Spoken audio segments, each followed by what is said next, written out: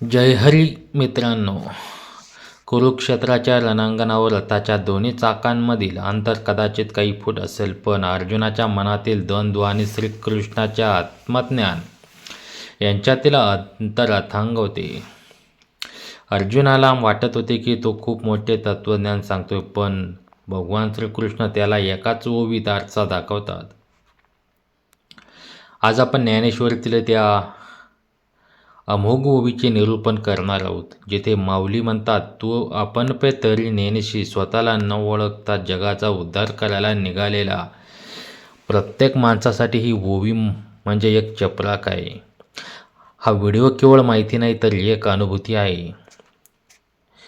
हा प्रवास लांबचा आहे, पण हा प्रवास तुमच्या आयुष्याची दिशा बदलणारा ठरेल.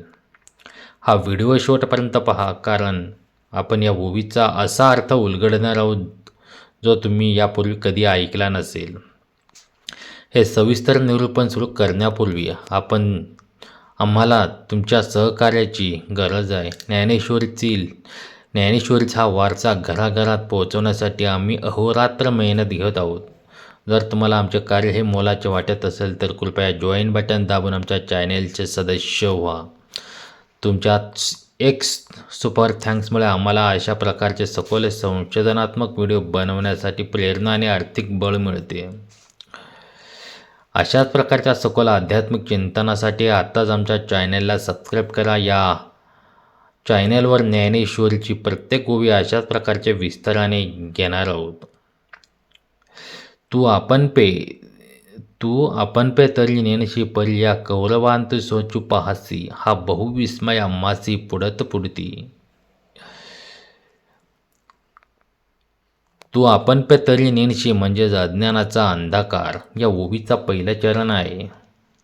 तू आपण पे तरी नेणशी, माऊली म्हणतात, अर्जुना तू स्वतःलाच ओळखत नाहीस. आपण पे म्हणजे स्वतःचे मूळ स्वरूप. आपण जेव्हा आरशात पाहतो तेव्हा आपल्याला काय दिसतं? आपले शरीर, आपले डोळे, आपले केस. पण माऊली म्हणतात, हे तू नाहीस, हे तर भाड्याचे घर आहे. माणूस जन्माला आल्यापासून मेल्यापर्यंत मी करत असतो, पण जर विचारले हा मी नक्की कोण आहे, तर आपल्याकडे उत्तर नसते. आपण म्हणतो मी डॉक्टर आहे, मी इंजिनियर आहे, मी वडील आहे, पण ही सगळी नाती पदव्या शरीराशी संबंधित आहेत. मग शरीराच्या आत असलेला तो मी कोण? श्रीकृष्ण म्हणतात, जोपर्यंत तू स्वतःला देह समजत आहे तोपर्यंत तू अज्ञानी आहेस. आत्मस्वरूपाचे ज्ञान नसल्यामुळेच तुला हे दुःख होत आहे. परी या कौरवांते सोचू पाहसी, मोहाचा फास दुसरा टप्पा. मोहाचा फास हा दुसरा टप्पा आहे. परी या कौरवांते सोचू पाहसी. अर्जुन परततोय कोणासाठी? कौरवांसाठी. तो म्हणतोय की भीष्म पितामह मरतील, द्रोणाचार्य मरतील. श्रीकृष्ण त्याला म्हणतात, अरे वेड्यात, जे आधीच मृत्यूपाय आहेत त्यांच्यासाठी तू काय शोक करतोस? इथे कौरव म्हणजे केवळ धृतराष्ट्राची मुले नाही, तर त्या आपल्या मनातील कुप्रवृत्ती आहेत. आपल्या आयुष्यातील आपण अशाच गोष्टींसाठी शोक करतो ज्या मुळात टिकणाऱ्या नाहीत. पैसा जाणार आहे, शरीर थकणार आहे, नाती बदलणार आहेत. मग जे बदलणार आहे त्यांच्यासाठी रडणे म्हणजे वाळूवर घर बांधण्यासारखे आहे. अर्जुनाचा हा शोक हा मोह आहे, प्रेम नाही. आणि मोह नेहमी अज्ञानातून जन्माला येतो. हा बहुविस्मय आम्हासी, ईश्वराचे आश्चर्य. श्रीकृष्ण अर्जुनाला म्हणतात, मला तुझे आश्चर्य वाटते. विचार करा, साक्षात भगवंताला आश्चर्य वाटावे एवढा मोठा प्रमाद अर्जुन करत आहेत का? कारण अर्जुन ज्ञानी असल्यासारखं बोलतोय. तो श्रीकृष्णाला धर्माच्या गोष्टी सांगतोय, कुळाच्या नाशाच्या गोष्टी सांगतोय. माऊली म्हणतात, ज्याला स्वतःचे घर कोठे हे माहिती नाही, तो जगाला रस्त्यात दाखवत सुटला आहे. याचे आश्चर्य वाटते की आपण अनेकदा इतरांना सल्ले देतो, जगाच्या राजकारणावर तासनतास बोलतो, पण स्वतःच्या मनाच्या एका कोपऱ्यात असलेल्या रागावर आपण विजय मिळवू शकत नाही. हाच तो विस्मय आहे. पुढती म्हणजे वारंवार होणारी चूक. पुढती म्हणजे वारंवार होणारी चूक, पुन्हा पुन्हा. श्रीकृष्ण म्हणतात, अर्जुना तू एकदा नाही, तू वारंवार तीच चूक करतोयस. आपणही आयुष्यात तेच करतो. एकदा दुःख झाले की आपण सावध होतो, पण पुन्हा मोहात अडकतो.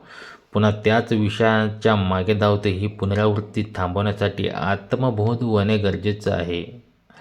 समजा एका माणसाला स्वप्न पडले की तो भिकारी झाला आहे आणि तो रडत आहे. जोपर्यंत तो झोपेत आहे तोपर्यंत त्याचे रडणे खरे आहे, पण जसा तो जागा होतो त्याला समजते की मी तर राजा आहे.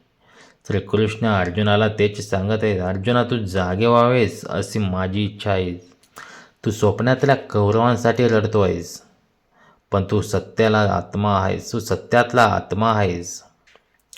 या ओवीच्या माध्यमातून माऊली आपल्याला सांख्य योगाची ओळख करून देतात. सांख्य म्हणजे